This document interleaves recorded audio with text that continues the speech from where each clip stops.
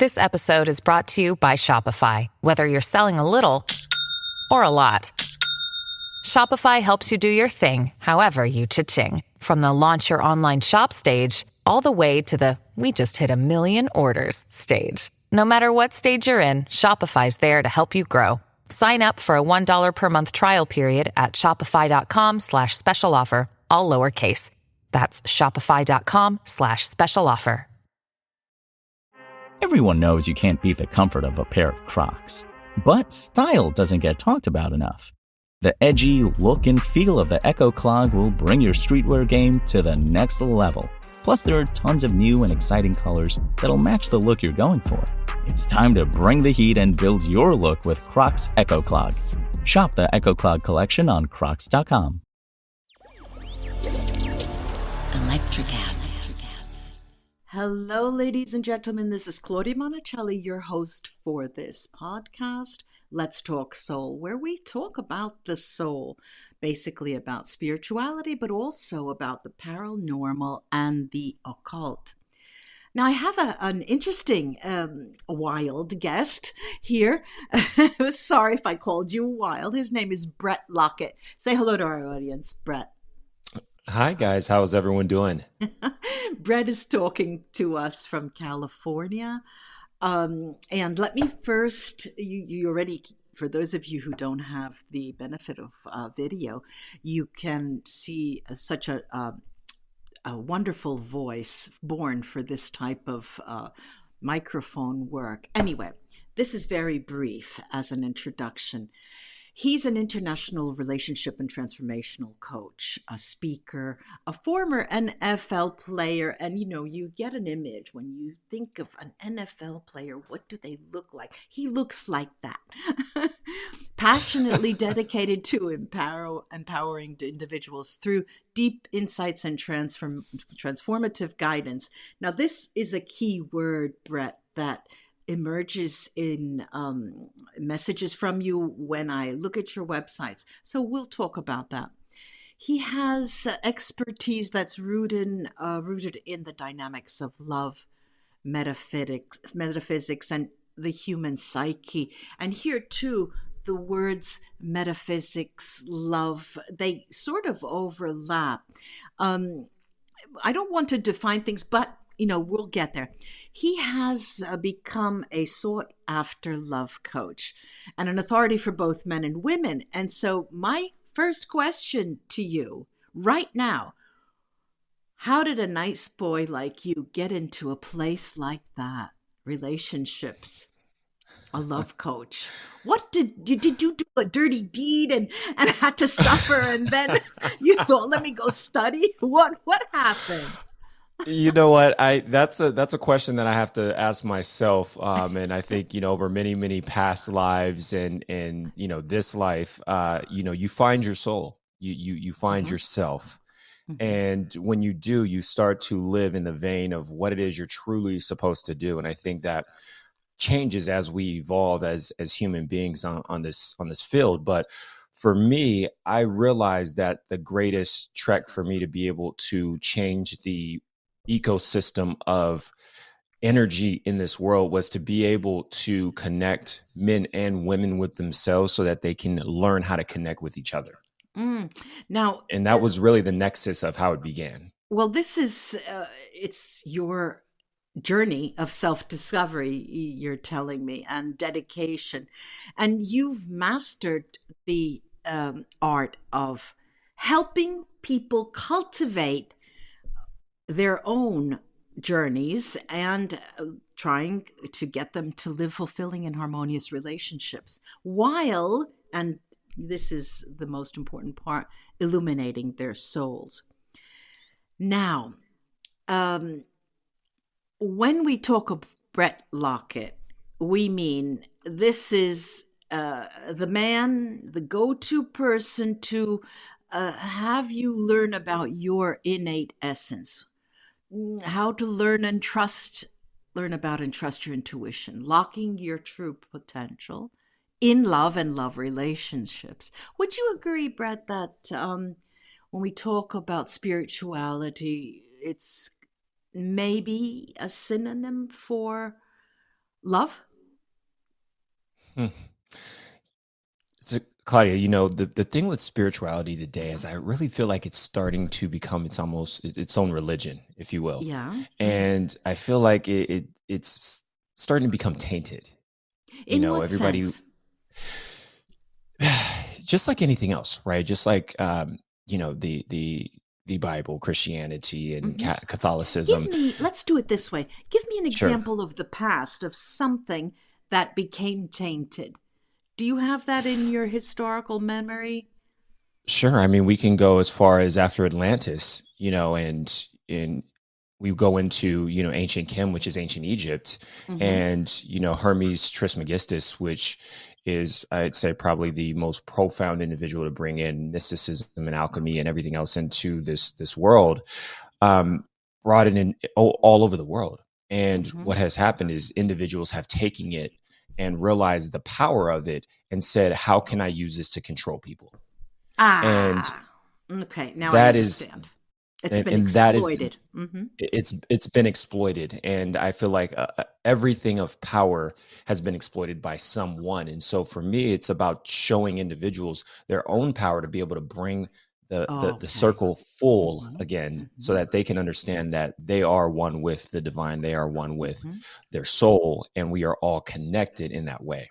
Now, you mentioned that you guide people toward you act as a catalyst for a person's powerful shifts within themselves. Now, when we talk about a shift, this word is so difficult to understand or depict or imagine.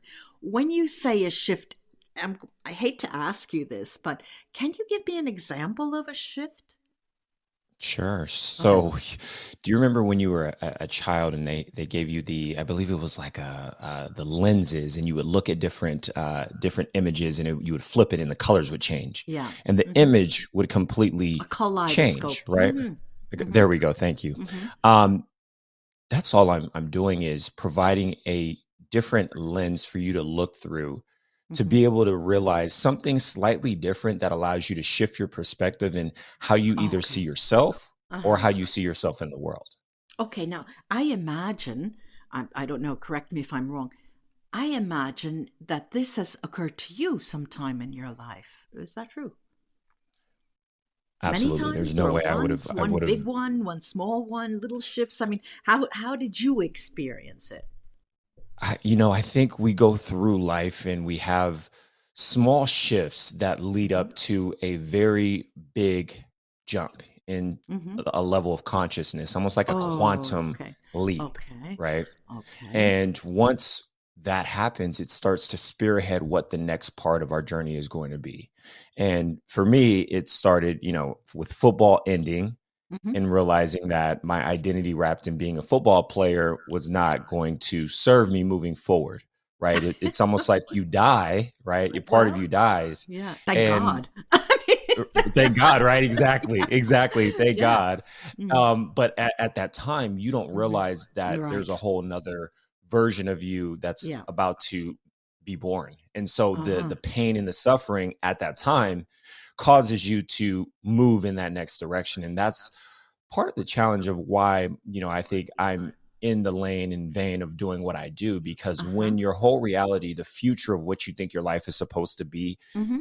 is gone, Yeah. it's a shock to your body, but it's also a shock to your mind And the soul. and Mm-hmm. the soul as well. Uh-huh. And I truly believe the soul knows where you're going already, but I feel like as people that are not aligned or conscious to the soul, there's this gap between you being able to recognize exactly what your soul Mm-hmm. wants you to be able to do. Mm. And so When for me, mhm. I'm sorry, go ahead, No, Claudia. no, Mhm. because I wanted to jump on the word aligned. When you say Sure. you're not aligned, there's a lot of alignments here. What do you mean when you're not aligned?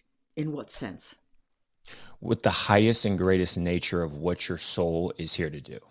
Okay. Now, this begs the question, and again, I don't want to put you on the spot. No, not at all. Um, are you able, has it ever happened that you're able to put a client, a person, any way you want to call them, um, in a position of knowing what they are here to do, what their soul's purpose is? I have, yes. And the way Okay. that I do so is through my work with the gene keys. Okay, this is a topic that's going to open up what I call a parenthesis, but it's a window that's worth looking into. Now, when you just mentioned gene keys, and genes are like genes, the DNA, and keys like open doors. Okay, so gene keys, how did you learn about them? How did you come across this? How did you meet eye to eye with gene keys? I think the same way we all find the information that we need in life to push us forward, which is it was presented to me, but I really say that, it came to me when the time was right through a friend. Mm-hmm. And it was right after a breakup. And so for me, I had a lot of questions Mm-hmm. and I needed a lot of answers. So what And you're saying is that you use this, what can I call gene keys? A program, a system, a method? How would you describe it? I would call it an encyclopedia and Mm. access to portals within your own DNA that allow you to consciously move through levels of consciousness. Okay, so are we talking about um, different dimensions? We are talking about different dimensions because the higher Okay. you raise your frequency, the Mm-hmm. more access you have to higher dimensions. Okay, so in a way, when we do that, we're talking, not everyone is able to do that. Not everyone is attuned to frequencies that are higher, or not everyone is. I mean, I hope I'm wrong, but I believe that when people come to me and ask me, what is my soul's purpose, and expect me to give them a response, I know that there's a disconnect. There's something that they're not seeing or feeling, or they're not rising to the challenge. Let's put it that way. In this case, can I, Bret, can I assume that you are a psychic and you use your psychic powers to traverse different levels of different dimensions? This episode is brought to you by Shopify. Whether you're selling a little or a lot, Shopify helps you do your thing, however you cha-ching. From the launch your online shop stage, all the way to the we just hit 1 million orders stage. No matter what stage you're in, Shopify's there to help you grow. Sign up for a $1 per month trial period at shopify.com/special offer, all lowercase. That's shopify.com/special offer. Life is hard, but finding a really great podcast makes the days go by so much easier. Hi, my name is Blue Telusma. I'm a writer, an emotional intelligence coach, and the host of Humanize with Blue Telusma, a podcast where we believe that when you humanize everyone in the room, a great conversation is almost guaranteed. Join us every week here on Electricast as me and my guest co-hosts unpack big topics and interview even bigger personalities with a sense of humor and a dash of mischief. If you're looking for a new best friend in your head, we've got you covered. Electricast. I wouldn't say I'm a psychic because I do not practice as a psychic, but I do practice as an intuitive individual to be able to move through the genesis of the gene keys to be able to bring people further understanding for themselves. Oh, well, what's the difference? What would you think the difference between a psychic and an intuitive is? Because they are used interchangeably often. Often, yes. I believe a psychic is someone who dedicates their life to the practice of being a psychic and or a medium to be able to help people and guide people to the direction of aligning themselves with their soul. Okay. For me, I use tools. I know some psychics use tarot cards and different things of that sort. But I truly believe, some of the best psychics in the world don't use anything. Don't need anything really. They don't need anything at all. And I'm not there at that point. So let's say I'd like to morph into another topic that you suggested, but I'm not sure if I'm doing it wrong here. Would this in some way, could it move into alchemy and mysticism? Absolutely, absolutely, because they're all interchangeably the Uh-huh. same. It's the practice, if you will. It's like studying science, right? Hmm. There's different parts of science, but they all interconnect with each other. Okay. And all alchemy is understanding how to control the energy between yourself and the external world. Control, is that the right word you're looking for? Well, you can't control the energy. You can't control energy from other people, but you can control the energy with yourself to control the energy externally with the I would say the environment around you, if you I'm will. going to need another example. I hate to do that to you. I feel Yeah. like I'm throwing you curved balls, and as an Oh, NFL please. This player, is this is it's not fun. baseball. So, go ahead. All right. Yeah, So, what do you yeah. mean here? So Mm, you're the one of my favorite books uh-huh. for alchemy is the Kabbalion Mm-hmm. by the Three Initiatives. Okay. And that talks about the first principle of Hermetic philosophy, which is everything is mentalism, Okay. right? Now let's just talk Mhm. a little bit about hermetics and what is it? What exactly when you say hermetics, there's this Mhm. picture, an image that comes to mind. What is that?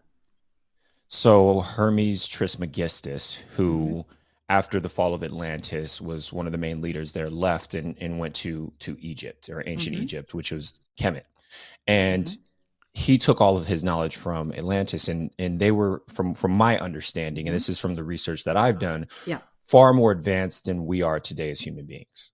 Okay. And that mysticism, the study of the occult and the study of alchemy, was brought to ancient Egypt and was Mm-hmm. turned into a lot of the philosophies and studies that were seen throughout ancient Egypt. So, medicine, Mm-hmm. philosophy, Yeah. science, right? When you talk about the emerald tablets Yeah. that were written, all of this has direct lines to what alchemy truly is and what hermetic philosophy is. And so Hermes Trismegistus was really the one who kind of pioneered that from all of the research and studying that I've been doing.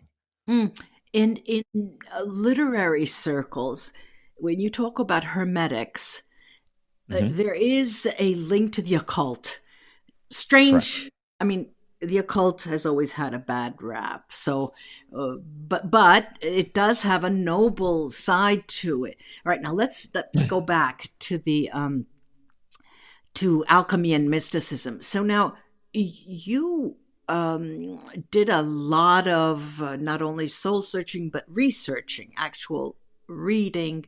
I don't know how much you did in writing or any kind form of publication on your research, but that is a lot. I mean, that is a whole background of a lot of baggage that you bring with you to your clients. Now, the question is concerning mysticism and alchemy, when you have a client and you're working with them, it could be as small, and I put this in inverted commas, as my husband's leaving me, or as large as I don't know who I am. I don't know where I'm going. I don't even know who I've been. Okay. When you deal with something, all of these cases, do you find that what you have prepared for your readings, they all have helped you and they all are helping you?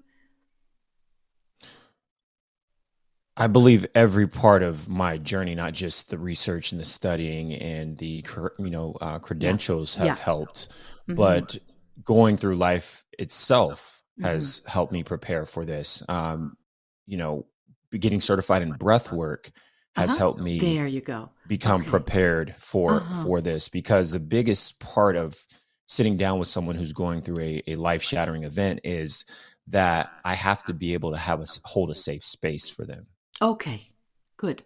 All right. That's first and foremost. All right. And then after Which that, is I can move through their dilemma or their situation to try to further better it. So let me just backtrack a little bit. You, with alchemy and mysticism, work with the ancient traditions of alchemy and mysticism, and you dive into your clients, or the symbolic language of alchemy and mysticism, and the spiritual teachings to help your clients. Now, of course, I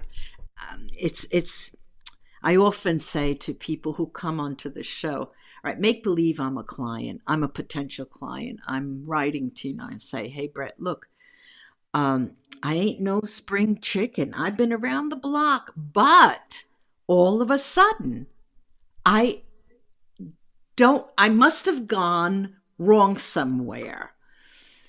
What is the first thing you do? Do you call me in? Do you want to meet on a screen somehow? Do you want me to meet in person with you? Do you have some kind of a protocol? How would you deal with this? That's a great question, Claudia. I don't believe that everyone is for everyone. Right. And so I think the biggest thing that I want to make sure of is that I'm the right fit for you to be able to even help you. Okay. So I always start with a deep intake form that I have all clients complete. Good. Because if I go through it and I say, this isn't something that I can handle, maybe this is something for Claudia, Right. or maybe this is something for another friend. Right. I will refer them and I'll say, hey, this isn't my expertise, but I have a friend or a colleague that I think may be able to help you a little bit better than me. Okay, you're not going to get away with it here, Bret. I was sent to you from one of your clients, so I know really well what you do. So let's imagine that my, conundrum, my existential issues are something you could work with. What would be the next step? Understanding truly what the challenge is. Because I think the biggest part of when I'm working with a client is a lot of them say one thing. Yes. But it's really not the root of the issue. Sure. It may be something that they're fearing or something that they're holding on to, but it's not the real reason as to why it's occurring. Right. Or why it keeps happening. It's not the husband who leaves her or I see. I understand. Right. It's a culmination of things, or it's something that you don't really want to mention. And I know sometimes when you're working in this vein, vulnerability is somewhat hard, and I have to pull that out of people. Right. And when I say pull, I do it gently. I don't do it like the NFL player. I know. It's tough and it's painful. It's painful a lot of the times. What happens then? I mean, could you give me, not everyone is the same, I imagine, but typically, how long do you work with people? On a one-to-one basis, I'm talking. I mean, it can be, a couple months. It can be a year.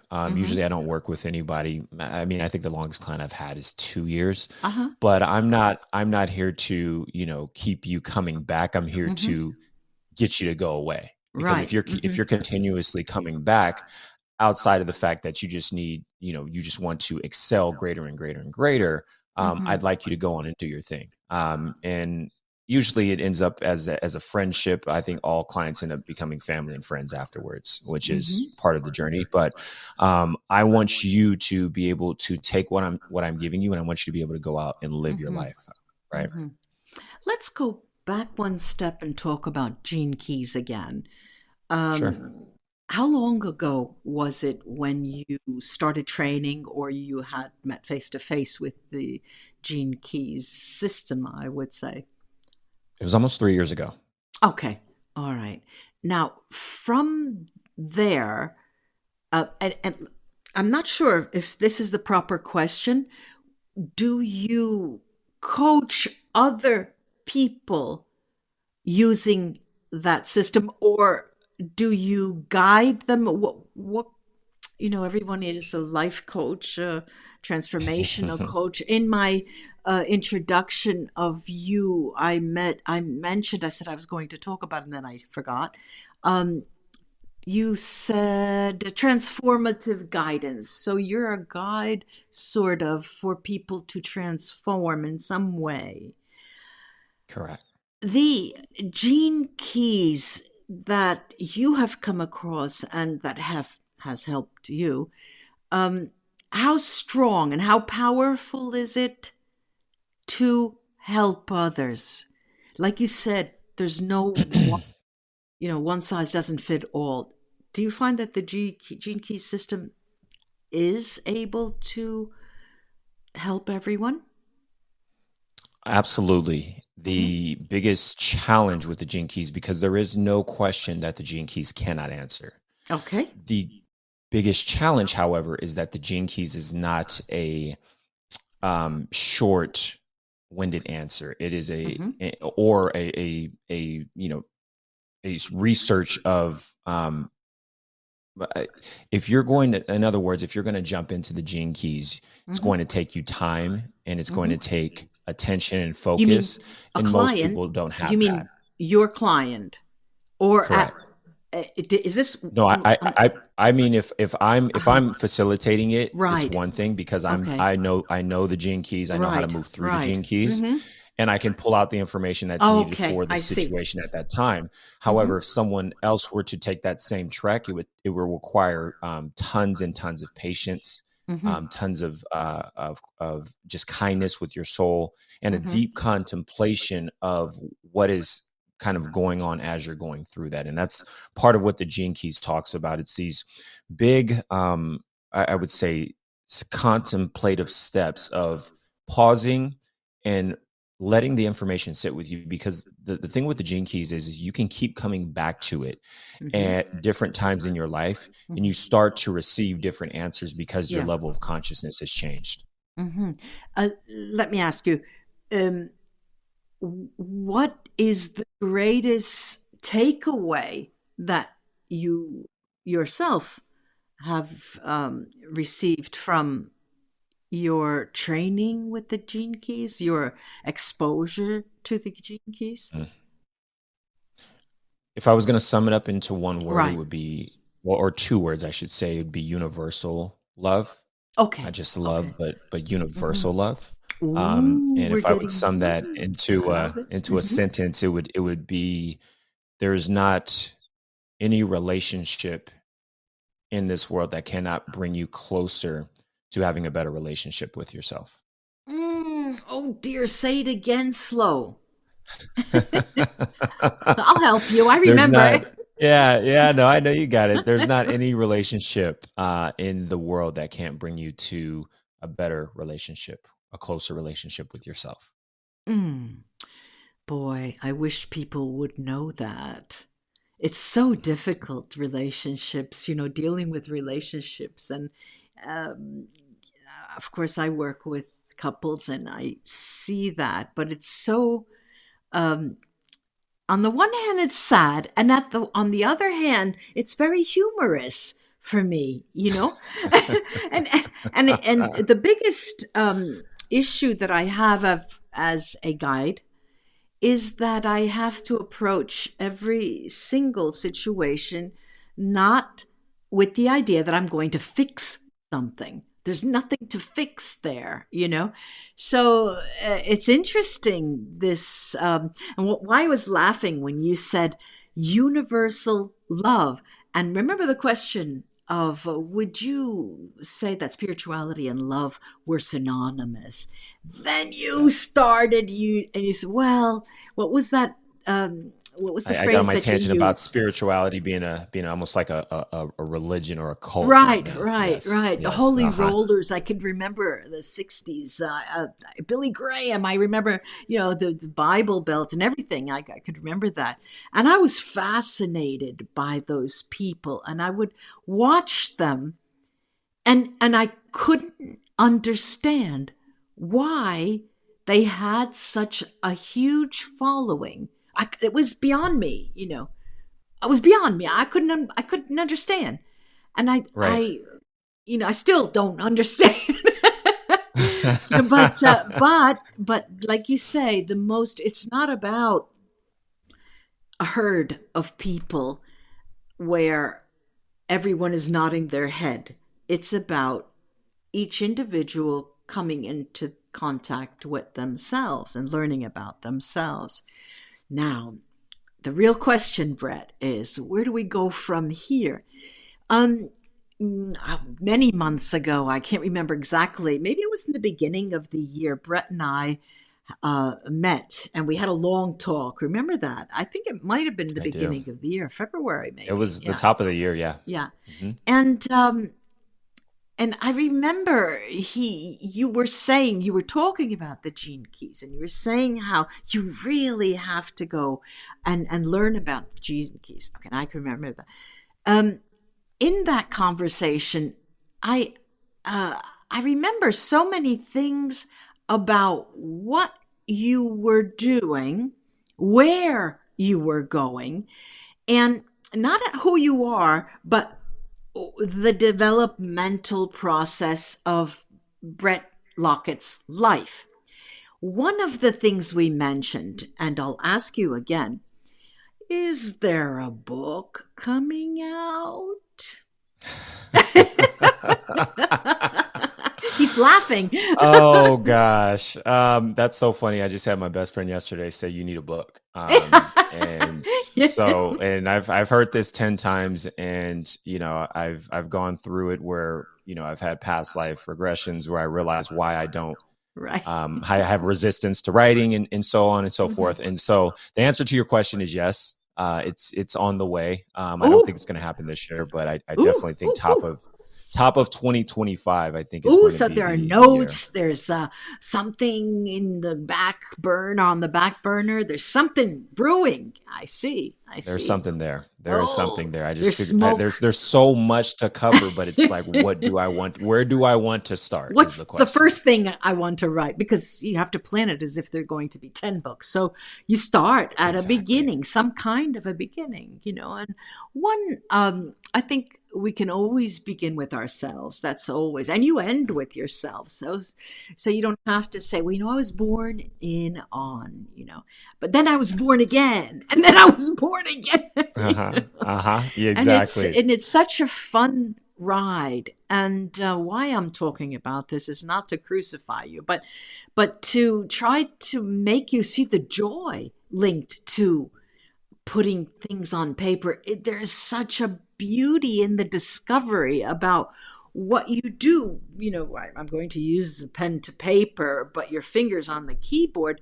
You start with something and magically it transforms, and then it transforms again. You think, oh my God, how can I start that book? What am I going to do? I have 3 books here, but it's fascinating all about what it teaches you about yourself. Such a big, important learning process. Which it is, and I journal a lot, so I understand exactly where you're coming from. I journal a ton, and I have notes all through my phone. Good. So I write a lot. I do now too, it's just taking phone. It together because I think a part of me, and I think this is the part that acknowledges that we live in a world where if we're writing a book, it should be a business, right? And for me, I think that's not true. It's too bad. Yeah. It is too bad. Correct. People think that. And so for me, I think this is going to be more of, I don't care what happens. And I, as I have gotten deeper in the Gene Keys, that is what, it talks about is anything that you start out of fear, because, that there is a fear base. Like I fear that it may not do well or may not go to the level that I want it to, right? It's the expectation. And so it's just getting out of your own way and realizing that I'm just going to put out whatever it's supposed to Come do. on. Yeah, I know. Well, this is interesting. Now, you mentioned journaling, and another question I had was, is that part of your coaching with people? Do you suggest journaling? Yes, I do for specific clients, not everyone, but for people who need to really understand their feelings. There's usually an exercise that I make most people do to help them tap into they're more of the future of who they want to become. Mm-hmm. And it's almost like writing a futuristic memoir of your life. Okay. And so we project 10 years out, Mm-hmm. and I have them write for about 45 minutes, set the scene. This isn't just pick up and write, put some nice music on, put some candles on, maybe some incense. And I want you to sit there and write. And it's 45 minutes, but if you still have things to write, keep going. All Usually right. people are like, oh my Go, God, I wrote Bret. for an hour and a half or 2 10 hours. years. Go, Bret. We're not going to be 45 minutes. It's going to be 5 minutes. What's Bret doing 10 years on? Imagine that. What do we see him doing? What part of the world will he be in? Everywhere. I just got back from a 2-month hiatus traveling all of South and Central America last week. So I'm still I'm integrating it back into American culture. Getting back to work. American culture, that's it. Getting back into America. Who has time for a break? No one does. No one does, as they say here, but in other countries, it's not productive. It isn't. Yeah. It isn't. But go ahead. I'm trying to think of what you could call it instead of a book, because a book gives you a certain pressure, stress on you. I'm trying to think if you could do something that's different, not a blog or a format or a newsletter, but some kind of a magazine. NFL, doesn't it have a magazine, like a quarterly magazine? Which could be interesting. There's magazines. That is interesting. That would be like taking it back, because I know magazines have kind of gone away just because we have digital now, right? Yeah. And you can get subscribers to the magazine. Yeah. That would be interesting. All right. That'd be very interesting. I like that. I like it too. You just came out right at the top of my head. Yeah. See, when I'm not thinking, what happens? Magic. The magic. All right, universal love. Now, if you could leave our guests, you're the guest, our listeners, our audience, with a thought before you go. Wait, there's a promise, a future of writing. We have the name. Remember the name, Bret Lockett. We have B-R-E-T. Lockett has 2 T. Lock like a key in the lock, Lockett, and Jane Keys. All right, Bret Lockett. Now, I will put in the notes, the episode notes, how people can contact you, your all of your information. But if you want to leave the audience with a thought that could help them in some way, a more profound thought. I mean, we spoke so much. We spoke about 40 minutes, but one last thought to have them go away with. What could it be? I'll give you a few minutes. Come on, no pressure. You don't have to write. Yeah. Oh, gosh. I think the biggest thought that I can give anybody is the question of, how do you want to experience life? Not just today, but each and every day. How do you truly want to experience life? What do you want it to look like? How do you want it to feel? What do you want to do? And when I say experience, it's because life is exactly what that is. You are experiencing something every single day. And so you have to ask yourself, do I want to experience hate? Do I want to experience anger? Do I want to experience stress, joy, love, travel, creation, whatever it is? We all have these different experiences. And if you ask yourself that question every single day, I think your days will start to become very different. I like that. Souls incarnate to have emotional experiences. So starting the day out like that would work, I think. Bret, thank you so much for coming on to the show, and I will have you back as soon as I see your name in lights. Oh my God, I gotta call that guy back. Thanks so much. No, thank you, Claudia. This has been a pleasure. Really. Bye-bye. Bye-bye. Thank you for listening. Don't forget to follow Let's Talk Soul Podcast on Instagram. Let's Talk Soul Podcast is a production of Electrocast Media. Our executive producers are Mark Netter and Peter Rafelson. If you like our show and like what you hear, please subscribe and give us a rating wherever you enjoy podcasts. And remember, stay curious, stay inspired, and never stop exploring the depths of your soul. Hey guys, it's Miriam Love here, and I want to share something very special with you. Check out my new release, All In, the Spanish remixes, out now on Electrocast Records. And always remember, be love, share love, all love.